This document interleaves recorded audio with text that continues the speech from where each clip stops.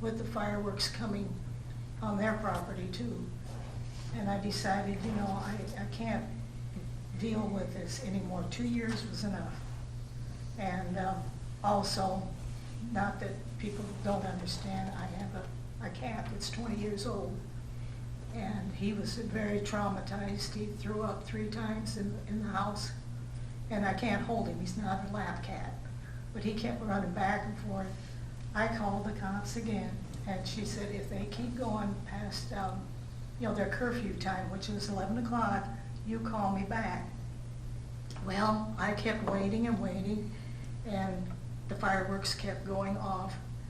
Also, St. John's Lutheran Church, I kind of watched that because my husband was there for 20-some years, and that was our second home. And the fireworks that were being shot hit at the end of the church on the side.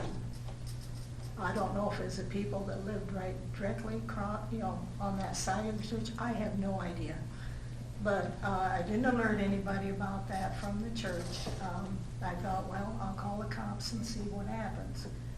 So they did come over, and it slowed down a teeny bit. But after they left, I think I know where they're doing that at. I live next door to a beer joint. It's Backer's Sports Bar, and we had problems when we first moved into our house with them throwing beer cans, glass beer cans in our backyard, and that kept going until my husband got fed up with it, and he called the cops to let them know about it, and it stopped. But now they're taking beer cans, and it's not in our backyard, but it's over the fence. And to me, it looks like a bad situation for the town. I mean, it looks terrible. But I have never said anything about it. I'm not one to report things like that. I'm not. And I hated to do it last night, but I didn't know how long they would continually do that. And I have to protect my house because that's my living facility right now. I'm the only one there. So I got a hold of the police department, and she told me if they kept shooting them past 11 o'clock to give her a call. Well, yeah, it was like 11:30, close to 12 o'clock. They were still doing the same thing. And I didn't know what to do about it because I reported it twice, and I'm not one to do that. And it was like close to maybe 12:30, 1 o'clock before I finally got to go to bed, which is no issue. I could go to bed, you know, under the circumstances. I couldn't sleep anyway. But my issue is, you know, the fireworks, I think people do not know the right, proper way of shooting them. They've been shooting them too low from what, you know, from where my house is. They're not shooting them straight up, and they're hitting, you know, when they about hit my power lines, I couldn't believe it, and they wouldn't stop. And to me, I have a suggestion. I don't know if it'd work or not, but I thought the fireworks were supposed to be, you know, out of the fairgrounds every year, not having people in town shooting them. We used to have that, don't get me wrong, because my daughter and I and my husband would sit outside on the picnic table, and I'd pop popcorn and have pop and that. We'd sit there and watch them from our house, and it was beautiful. We didn't have any problems with them shooting them towards our house. But now, the last 2 years, again, I say that, it's been a real problem. And I don't know what can be done about it, but I think if we just don't have the fireworks in town, I know that would bother a lot of people, but that's why they have it at the fairgrounds, in my opinion. People can go out to the fairgrounds, or else have another designated area where people can shoot the fireworks, not in town. And I'm sorry, but I don't know how much longer I can continue putting up with it. Let me share with you, Judy, and we're very much appreciative of your concern. We get these every year. But by the same virtue, with Dave or Kevin, I see not Kevin, Justin back there, let me share what what the real rule is in town and what they can do. Because they can shoot them off of their own property.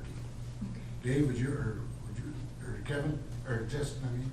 I'll defer to Justin, and he can talk about how many actual complaints we had over the weekend and stuff like Yeah, that. okay. If you wouldn't mind, Justin, just share with Judy what the new law is this year, because we changed it again from last year, I know, to try to curtail some of this. So we had 5 calls this year, unreported fireworks, which is not a lot, very minimal. When talking with the officers that dealt with the people that, you know, we were called to shortly after the hours of 11 o'clock, which was the cutoff time, they were respectful, cooperative with them. They did stop on, you know, I suppose we drive away and they may let off a couple extra ones, but, you know, we didn't have a lot of complaints this year. And, you know, with this year, I know the city council, when you guys narrowed it last year to the 3rd, 4th, and 5th, that really helped out. I think, I know we had, sitting around town, you can hear a lot of fireworks going off, maybe on a few fireworks on the 2nd, but not a lot. So I think by narrowing that gap, that really helped out a lot. No citations were issued.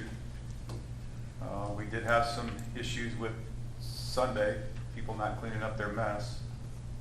But, you know, we went to the complaints that were firing off after hours. And again, I do think it helped narrowing it to just to 3 days. I think narrow it to 3 days, Justin, and also, what's the hours from 5 to 11? Noon to 11. Or, excuse Yep, me, noon to 11 p.m. Noon to 11 p.m., Yep. Judy.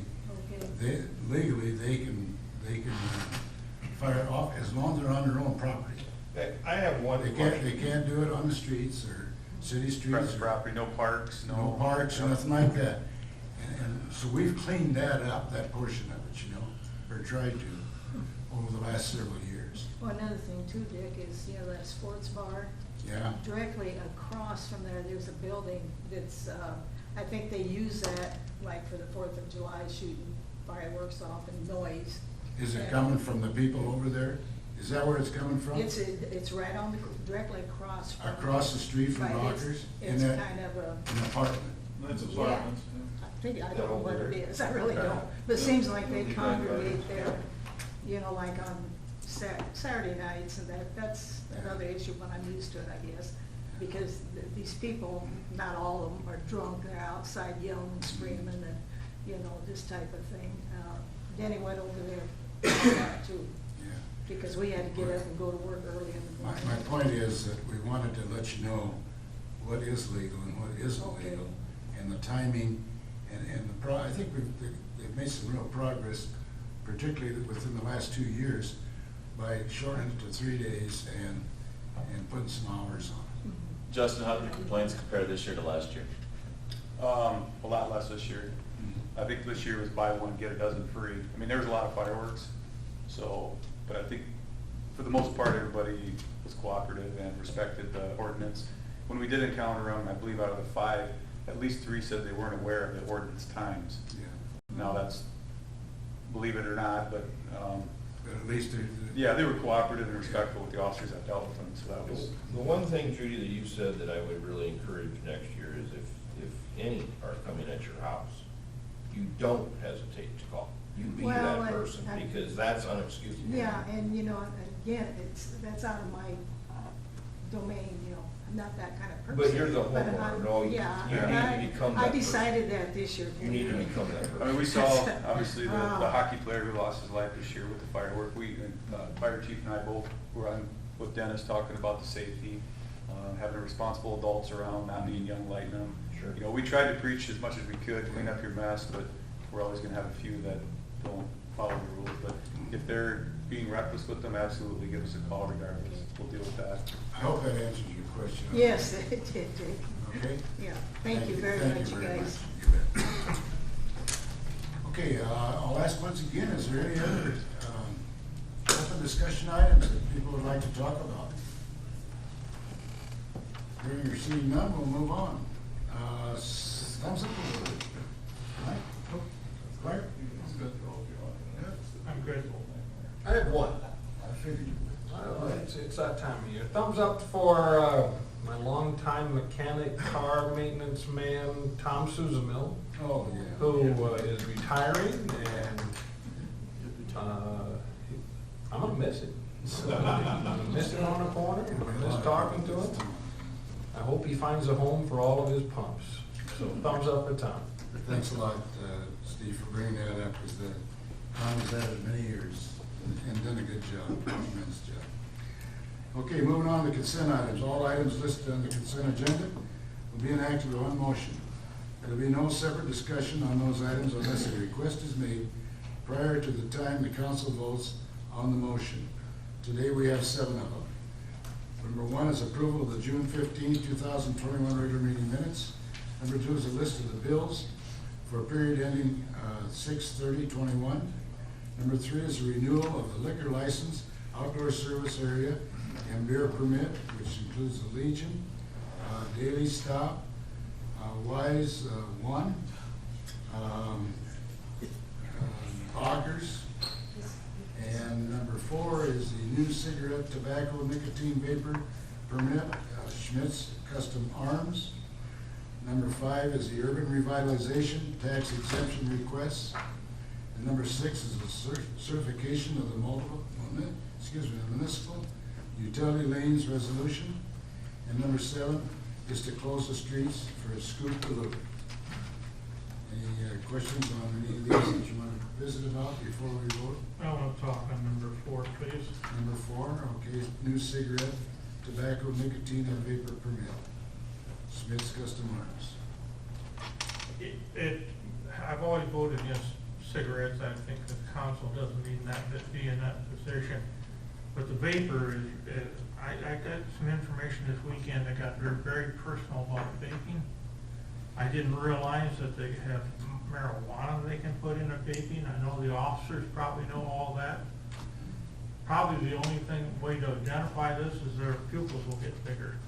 But they get those kids hooked on the marijuana pretty darn hard and try to get them off. And this is happening to young kids, talking about 7th, 8th graders. So I definitely want to bring that up, and I'm not going to change the world, but we need all the support we can get for those people that run into this with their kids and can't get help. Good point. Next thing you know, they're on marijuana. Had a son went from marijuana to hard drugs and ended up in jail. So I mean, it gets very personal after a while. Good point. That's all I wanted to say. Thank you very much. Any other ones? Hearing none, I entertain a motion. Can I ask one question? Oh, sure. I want to ask one question. On the renewal of these permits, Dave, Yes, on the renewal of these permits, when you go check these establishments out, or Justin, we just now have a citizen sitting in here saying that she's ended up with beer cans in her yard. Do we visit with those establishment owners and say, hey, ring it in? yes. I mean, because first of all, beer cans shouldn't even be outside of the establishment. So that's the first violation. So I think maybe a word of warning to some of those establishments that we have an habitual complaints about, I think we need to talk to them about it maybe with a little bit heavier hammer. Yeah, Because I wouldn't stand for it. If I'm this young lady sitting there and I got cans in my yard every Sunday morning or Saturday, I'm gonna be pretty ticked off. Again, we need to know about it, so we need to be told of those things. Right. So absolutely, and then we will deal with it, at which point we have the right to pull or suspend a liquor license, or Right. anything we need to do. Yeah, I just wanted, yeah. Reds, back when it was Reds, yeah. I just think that when we approve these permits, it needs to be maybe restated, those establishments, hey, this isn't just a slam dunk. It actually came about a lot more too, Clark, since Ragbri's coming, that things can't be carried out of the facilities. Right. So it has come up recently. All right, thanks. Yep. Good, huh? Okay, entertain a motion? Motion to approve consent items 1 through 7. Is there a second? Second. Motion made to approve items 1 through 7. Do we have a roll call on that? Nelson? No. Knapp? Yep. Donlin? Goodchild? Yes. Witt? Yes. Motion passed. Okay, thank you. Okay, moving on to the action items. And today we have 3 of them. The first one is on the PlyWood Trail Phase 1A, award of contract. The council set this as the date to consider bids received for the PlyWood Trail Phase 1A project. Bids were received and opened Thursday, July 1st, 2021 at 10 a.m. A bid tab will be available at the meeting. I think, did you all get it? Yes. The council awarded, going forward, the council awarded July 6, 2021. The late start date would be April 15, 2022, and the completion date would be 60 working days. The recommendation is McClure Engineering recommended awarding the contract to Galverson Smith. The financial end of it was a construction cost estimate was $1,469,788. The city will be reimbursed by the PlyWood Trail Foundation and possibly the Mars Area Betterment Foundation. Mr. McClure, representative from McClure, is here. You can ask him any questions. He knows a lot more about it than I do, so. Absolutely. Brett Langley, 617 Pierce Street. Excuse me, Brett, for not remembering. That's okay. But yeah, we were happy with the prices that the bids came in as. They were 3% over the engineer's estimate and with all of the price increases and material cost increases we're seeing lately, I think we were pretty happy with this. So, any questions? Yeah, got a couple. About 8 years ago, when I first got up here, there was a bridge going out by West Floyd Park. And if memory serves me, that bridge was 500, it was a bike bridge. That bridge was across the Floyd. And if memory serves me, Kenny, you might be able to help me out here, Rex. It was 500, 600? 500 to 600. We had to buy some trees in Indiana for it. We had to buy trees in Indiana for it. Yeah, because we worried it's a water problem. But I'm just kind of sticker shocked here. That's my first question. Second question is, I understand you guys have done a lot of bike trail projects. Is this standard procedure to put in a section before the connecting section is there? Couple of different questions there. Yep. So the trail you're referring to, that was 500 to 600. The cost for the project was 500 to 600,000. Yeah. The bridge. It's out by our ball fields. Just the bridge. Okay. Yeah, just the bridge. Yep, that's what we're talking about here. Yep. Well, so what is the sticker shock? Because the estimate that they had for the bridge was 550,000. And the bids actually came in for that bridge at 495,000. So, and I guess as well, there's the substructure to the bridge, which would be the piers and such. There's a structural concrete cost to that. So there's other components to it in total, but But the 500,000 going across Floyd was a completed project. We didn't have more pier costs and. Okay, so that was the question, was that entire project the 500,000? And 5 to 6. Or was it simply the bridge cost? No, it was the project. So that's the sticker shock. But it's just going across, yeah, but is it the same distance of a bridge? so yeah, there's some things that could factor into it. I don't know the length of that bridge. Was it exactly 8 years ago? Prices only go up pretty consistently. And then as far as the design of this bridge, it's pretty no frills. It's a pre-engineered, prefabricated bridge. So that's the cheaper version of a bridge, certainly. It's only as long as it needs to be to get over the West Fork of the Floyd River there. Costs may have went up a little bit because of requirements from the DOT to have that bridge at a certain height and be a certain length, so that they had the option to expand the highway bridge in the future, and this bridge not be a limiting factor to them doing so. All of those are factors, but the best answer for the sticker shock is that the cost of everything just seems to be going up. Yeah, so what I don't know is, that bridge out on Highway 3 was a pre-engineered steel truss, exactly the same type of bridge. But what I don't know is This one's 310 feet long. I don't know what that one was. We were dealing with a lot of other things from the Corps of Engineers to DNR. We had all kinds of things, the floodplain, it would be entirely different between the two streams, between West Floyd and the Floyd River. I mean, you're talking about an entirely different stream of water. Yeah, they're different, different rivers. They're different, but the process of approval is still the same. Yeah. It's still, they still have to go through the same. That thing just got a little out of hand. Yeah. Yeah. So I don't know if they're exactly comparable. I don't know. It's fine. I was just thinking. And then to speak to your second question, you said, is this standard for a trail project? In general, no, the goal would be to construct an entire trail from start to finish. But this is definitely not your standard trail project. It's a pretty long trail from start to finish, you know, the end goal of it. I would say it's very standard for trails to be constructed in segments like we're doing here.